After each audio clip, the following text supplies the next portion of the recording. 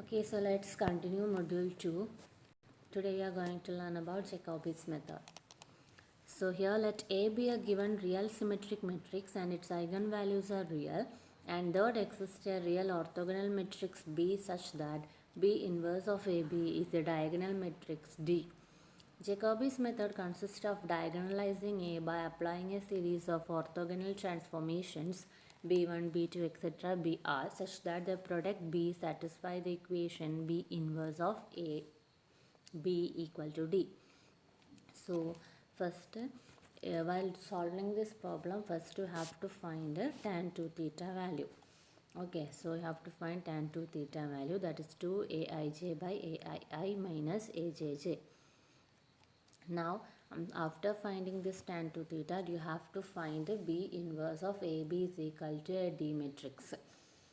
So after that you have to continue this process, continue this iteration like process to find the eigenvalues and eigenvectors. So here the diagonal entries will give you the eigenvalue and the corresponding matrix, that is B matrix. So B equal to B1 into B2 etc. Br will give you the eigenvectors.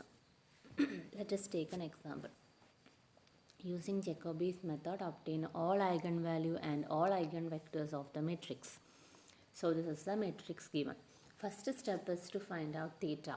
For that you have to find the largest off diagonal element. So here off diagonal element is 1, 0.5 and 0.25. Okay. So we have equation as tan 2 theta is equal to 2aij divided by aii minus ajj.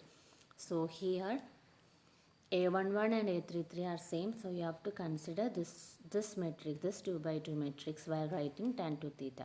So tan 2 theta is equal to 2a12 by a11 minus a22. Substituting the values, you get the value as infinity. Therefore theta is equal to pi by 4. Now for obtaining B1, when A11 and A22 are same, you have to use this matrix, and when A11 and A33 are same, then you have to use this matrix. So here since A11 and A22 are same, we are using this equation. Now you have to substitute the values of theta here and find the values of B1 matrix. Then you have to find B1 inverse of AB in order to get the orthogonal matrix D.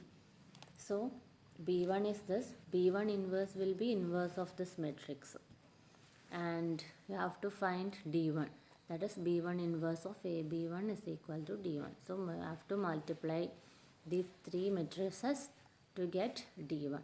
Now for further proceeding, you have to choose this matrix and find the largest non-diagonal element of this matrix D1. So here you will get A13 as 3 root 2 by 8. So 312 is 3 root 2 by 8. Then you have to find A11 and A33. So here A11 and A33 are same. Then you have to use this equation for finding B2. Here theta equal to pi by 4. Substitute the values, you will get B2 value here. You will get B2 as this. So next you have to find the other orthogonal matrix D2. So you will get it as B2 inverse of D1 B2. So multiply this to get value of D2. Now you have to repeat the steps in order to find B3 and also D3. Now after finding all those, the eigenvalues will be the diagonal entries. That is 2.536 minus 0.006, 1.469, and eigenvectors are the columns of B matrix. So here B matrix is the product of B1 and B2 and B3. Okay, so multiplying those, you will get the values as like this. So this column vector, so 0.531, 0.461, 0.710 are the eigenvectors corresponding to eigenvalue 2.536, and this is the eigenvector corresponding to this eigenvalue, and these are the eigenvector corresponding to this value. That's about Jacobi's method of transformation. Now you have to find a solution of an equation using Newton-Raphson method. So here, first of all, what we are taking f of x0 y0 is equal to 0 and g of x0 y0 is equal to 0. And we are giving an initial approximation that x1 is equal to x0 plus h and y1 equal to y0 plus k. Now you are applying Taylor series here.